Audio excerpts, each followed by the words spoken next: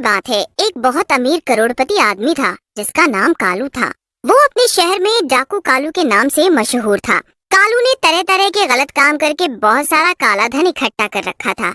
एक दिन कालू बैठे बैठे सोचने लगता है, अब तो मेरे पास इतना सारा पैसा है, मुझे लगता है कि अब मुझे शादी कर लेनी चाहिए। पर इस शहर में कोई लड़की मुझसे शादी करने को राजी होगी? एक काम करता हूँ, दूसरे शहर चला जाता हूँ और वहाँ मैं अपना एक नया घर बनाऊंगा और वहीं किसी लड़की से शादी कर लूंगा। कालू ये फैसला कर लेता है और कुछ ही दिनों में वो नए शहर में शिफ्ट हो जाता है। वहाँ वो अपने लिए एक बड़ा सा घर बनवा लेता है। इस शहर में कालू को कोई नहीं जानता था। उसके पड़ोसियों को लगता था कि कालू एक बहुत अच्छा आदमी है। पड़ोसियों में ही एक लड़की थी, मीना। एक दिन मीना कालू के घर आती है। वाह, कितना बड़ा घर है। अरे कोई है यहाँ पर? जी बताइए, आपको मुझसे कुछ काम है क्या? जी क्या, वो मुझे थोड़ी सी शक्कर मिलेगी? कालू को मीना बहुत पसंद आती है और मीना को भी कालू के पैसे से प्यार हो जाता है। कुछ ही दिनों में दोनों में अच्छी दोस्ती हो जाती है और दोनों एक दूसरे से शादी कर लेते हैं। मीना भी अब करोड़पति थी, पर उसे नहीं पता था कि कालू का सारा पैसा गलत काम से आया है। एक दिन कालू को अपने दोस्त से मिलने पुराने शहर जाना था। मीना सुनो, मैं दूसरे शहर कुछ काम से जा रहा हूँ। तुम्हें कोई भी चीज की जरूरत हो तो बेझिझक तिजोरी से जितने पैसे चाहिए हो ले लेना और शॉपिंग पर चले जाना, ठीक है ना? हाँ जी हाँ, जरूर। आप तो मेरा इतना ख्याल रखते हैं कि मुझे लगता है मैं दुनिया की सबसे खुशनसीब औरत हूँ। हाँ, तो इसमें भला कोई शक है क्या? तुम तो दुनिया की सबसे खूबसूरत और खुशनसीब औरत हो। इसके बाद कालू चला जाता है और उसकी गैर हाजिरी में उसका एक पुराना दुश्मन घर में चाकू लेकर घुस जाता है। मीना उसे देखकर हैरान हो जाती है। अरे कौन हो तुम और ये चाकू लेकर कहाँ घुसे चले आ रहे हो? क्यों भाभी जी, आपको कालू ने बताया नहीं क्या मेरे बारे में? चलिए कोई बात नहीं, मैं ही बता देता हूँ, लेकिन आपको मारने के बाद। इतना कहकर वो मीना पर चाकू से वार कर देता है और मीना वहीं जमीन पर गिर पड़ती है। मीना मरने से पहले उससे पूछती है, कौन हो तुम और मुझे क्यों मारा तुमने? आखिर मैंने तुम्हारा क्या बिगाड़ा था? वो डाकू कालू ने मेरे पूरे घर को बर्बाद कर दिया और फिर यहाँ दूसरे शहर में मजे से शादी करके बैठा हुआ था, तो मैंने उसकी बीवी को मारकर अपना बदला ले लिया, समझी? इतना कहकर दुश्मन वहाँ से चला जाता है। मीना मरने के बाद एक चुड़ैल में बदल जाती है। आखिर ये सब हुआ क्या और कैसे? मैंने अपना पूरा बचपन गरीबी में बिताया और जब मेरे अच्छे दिन शुरू हुए तो किसी ने मुझे मार ही डाला। नहीं, ये नहीं हो सकता। अभी भी ये सब मेरा है, ये पूरा घर मेरा है। मैं करोड़पति चुड़ैल बनकर इस घर में रहूंगी और यहाँ से कहीं नहीं जाऊंगी। पर पहले मैं इस कालू की सच्चाई का पता करूंगी। इसकी वजह से मुझे बेवजह मरना पड़ा। उधर जब कालू वापस शहर में लौटता है तब वो देखता है कि उसके घर में मीना की लाश पड़ी हुई थी। हे भगवान, ये क्या हो गया? किसने मारा मेरी बीवी को? अब क्या होगा? जरूर वो मेरा कोई पुराना दुश्मन होगा। अभी पता लगवाता हूँ अपने गुंडों से कि ये किसका काम है। चुड़ैल कालू की सारी बातें ध्यान से सुन रही थी। कालू अपने कुछ दोस्तों से फोन करके पता लगवा लेता है कि मीना को चिंपू ने मारा था। चिंपू के घर में कालू ने डाका डाला था और सारा पैसा लूटकर उसके परिवार को भी मार डाला था। अब मैं उस चिंपू के बच्चे को नहीं छोड़ूंगा। उसकी इतनी हिम्मत, मैं उससे तो मरवा ही दूंगा। पर अब इसका क्या करूं? मुझे लगता है मुझे दूसरी शादी कर लेनी चाहिए। अभी मेरी उम्र ही क्या है? अगर मेरे बच्चे और परिवार ही नहीं होगा तो आखिर इतना सारा पैसा लेकर मैं कहाँ जाऊंगा? ये सब सुनकर चुड़ैल आग बबूला हो जाती है। वाह वाह, अभी मुझे मरे 1 हफ्ता भी नहीं हुआ और ये कालू का बच्चा दूसरी शादी करके मेरा सारा पैसा किसी और के नाम करना चाहता है। नहीं, मैं ऐसा हरगिज नहीं होने दूंगी। इसे तो मैं मेरे घर से धक्का मार के अभी निकालूंगी। चुड़ैल जादू करती है और डाकू कालू उड़ता हुआ सीधा घर के दरवाजे से बाहर जाकर गिरता है। कालू फिर से घर के अंदर जाने की कोशिश करता है, पर वो फिर से चुड़ैल के जादू की वजह से बाहर जाकर गिर जाता है।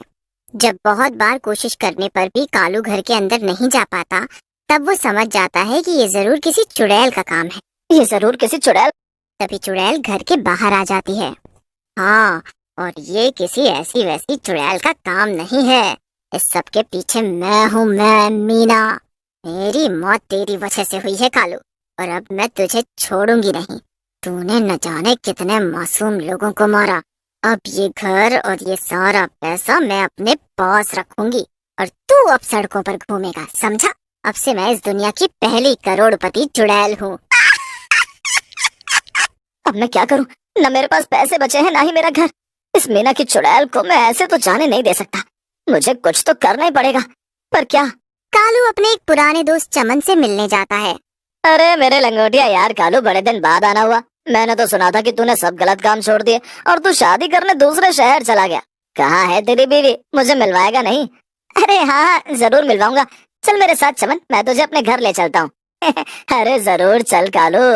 कालू चमन को अपने घर के बाहर ले जाकर खड़ा कर देता है और चमन से कहता है, जा चमन, तेरी भाभी घर के अंदर ही है। उसने मुझसे गुस्सा होकर मुझे घर से निकाल दिया है। अब शायद वो तेरी बात मान ले। तू मेरा इतना अच्छा दोस्त जो है।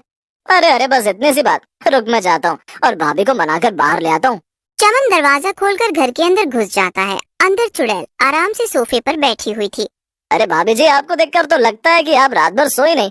आपका भी दिल नहीं लग रहा होगा ना कालू भाई को घर से बाहर निकाल कर। चलिए अब आप उन्हें माफ भी कर दीजिए। बोलते बोलते जब चमन चुड़ैल के थोड़ा पास जाता है तो वो देखता है कि सोफे पर कोई असली औरत नहीं बल्कि एक चुड़ैल बैठी हुई थी। चुड़ैल चमन की तरफ गुस्से से देखती है। बेवकूफ, तेरी इतनी हिम्मत! तू मेरे घर में बिना मेरी इजाजत के घुस आया और मुझसे बकवास कर रहा है। अगर तू सचमुच कालू का दोस्त है तो तुझे भी शायद वैसे ही घर से निकालना पड़ेगा जैसे मैंने उस कालू को निकाला था। थोड़ी ही देर में चुड़ैल चमन को भी उड़ाकर घर से बाहर फेंक देती है। कालू डरा सहमा हुआ चमन के पास आकर कहता है, क्यों चमन, मिल गया अपनी भाभी से? जरा बता मुझे कि तुझे वो कैसी लगी? कालू के बच्चे, तूने मुझे बताया क्यों नहीं कि अंदर चुड़ैल है? मैं तो बाल बाल बचाऊं।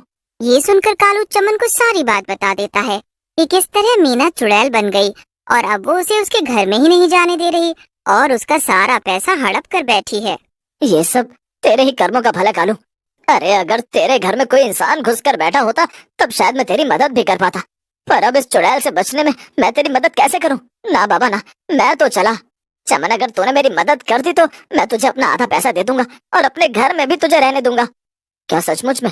चल ठीक है, फिर मैं करूंगा तेरी मदद, पर अगर मुझे जरा सा भी लगा कि मेरी जान को खतरा है मैं यहाँ से भाग जाऊंगा। ठीक है, मुझे शर्त मंजूर है, तू बस मेरे साथ चल। फिर क्या था, कालू और चमन मिलकर चुड़ैल को घर से भगाने का प्लान बनाने लगते हैं। चमन एक तांत्रिक को बुला लेता है। तांत्रिक घर के अंदर चला जाता है और एक जगह बैठकर अपने फोन में गेम खेलने लगता है। चुड़ैल तांत्रिक को बड़े ही ध्यान से देख रही थी। इन बेवकूफ लोगों को लगता है कि भूत प्रेत सच में होते हैं। अब मैं थोड़ी देर में बाहर जाऊंगा और उनसे कहूंगा कि मैंने चुड़ैल को भगा दिया और इनसे इसके खूब पैसे भी लूंगा।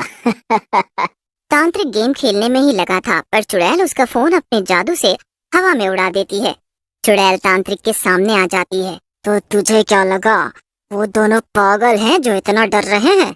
वरना मैं तुझे ही तेरी इस भूत पकड़ने वाली बोतल में कैद कर दूंगी।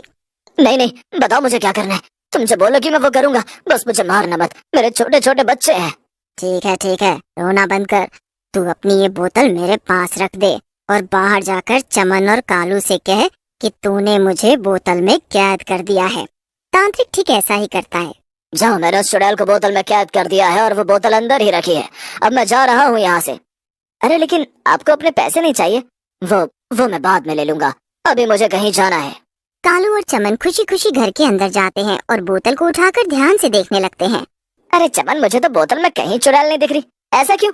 ऐसा इसलिए कालू मेरे भाई क्योंकि वो चुड़ैल हमारे ठीक सामने खड़ी है। अरे भागो यहाँ से।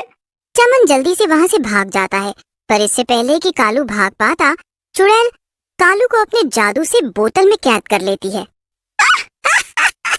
अब आया ना मजा, अब हुआ है मेरा बदला पूरा। अब मैं तुझे इसी घर में सजा कर रखूंगी, हमेशा अपनी आंखों के सामने। तू हमेशा इसमें कैद रहेगा। मजा आ गया। चुड़ैल कालू को बोतल में बंद करके एक टेबल पर सजा कर रख देती है और शान से उस घर में करोड़पति की तरह रहने लगती है।